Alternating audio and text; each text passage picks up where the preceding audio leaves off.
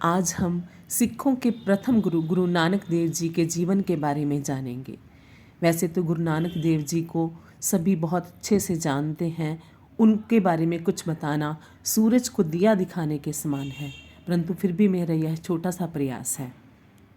गुरु नानक देव जी का जन्म सन 1469 को कार्तिक पूर्णिमा के दिन हुआ था। उनका जन्म तलवंडी रायभोई तलवंडी में हुआ था, जो कि अब ननकाना साहिब से प्रसिद्ध है और पाकिस्तान में है। उनके पिता का नाम मेहता कालू और माँ का नाम तृप्ता देवी था। उनकी बहन का नाम नानकी था।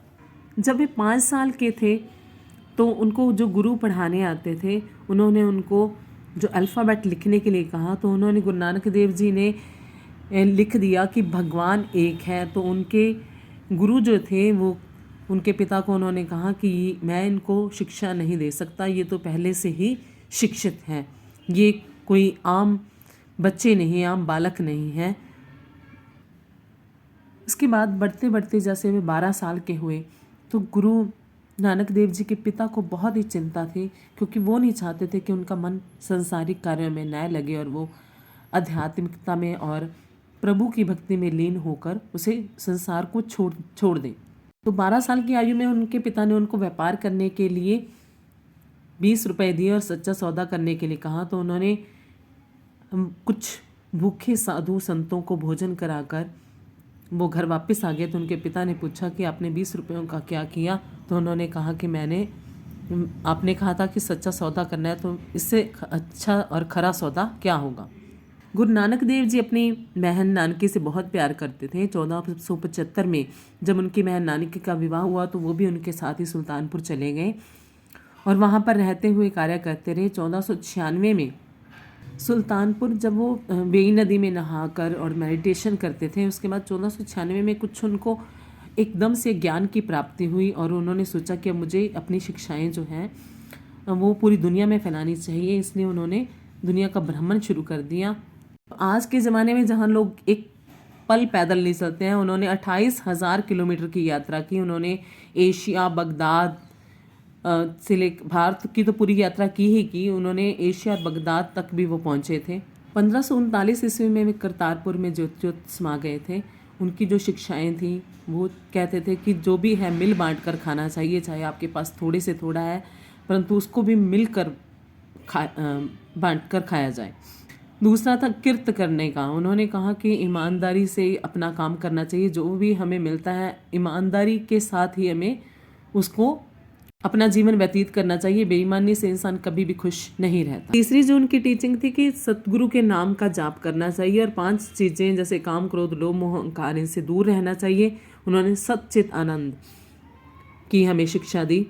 उनके जीवन से जुड़ी हुई बहुत सारी स्टोरीज़ हैं, परंतु मैं आपको मलक भागो और भाई लालो की एक कहानी सुनाना चाहूँगी।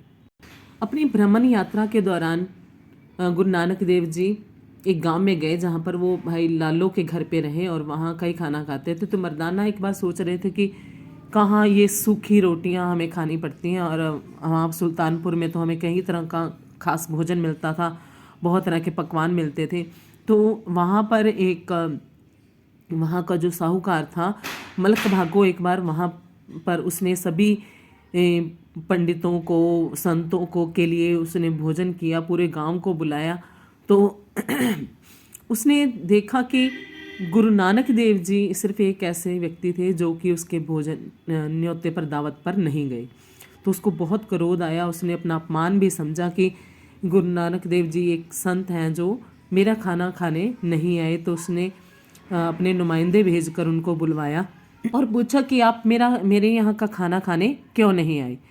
तो और एक शूद्र के घर आप सूखी रोटियां खा रहे हैं। तो उन्होंने कहा कि जो भाई लालो हैं वो अपनी मेहनत की कमाई और हक हलाल की कमाई से खाना बनाते हैं, तो उसमें से दूध निकलता है। तुम जो है लोगों पे अत्याचार करके ज़ोर ज़बरदस्ती से जो कमाई करते हो, वो उसमें से मुझे तुम्हारी खाने में खून की बू आती है। तो मलक भागो ने कहा कि आप इसे साबित करके दिखाइए। तो उन्होंने मलक भागो से उसके खाने की एक थाली मंगवाई और उधर भाई लालो को बोला कि आप भी अपनी जो रोटी है वो लेकर आए। तो दोनों को जब उन्होंने पूरी सभा के सामने निचोड़ा तो भाई लालो की रोटी में से दूध निकला और मलक भागो की रोटी में से खून निकलना शुरू हो गया। इसके बाद मलक भागो गुरु नानक देव जी के चरणों में पड़ गए और उन्होंने कहा कि आप मुझे भी अपनी शरण में ले लीजिए।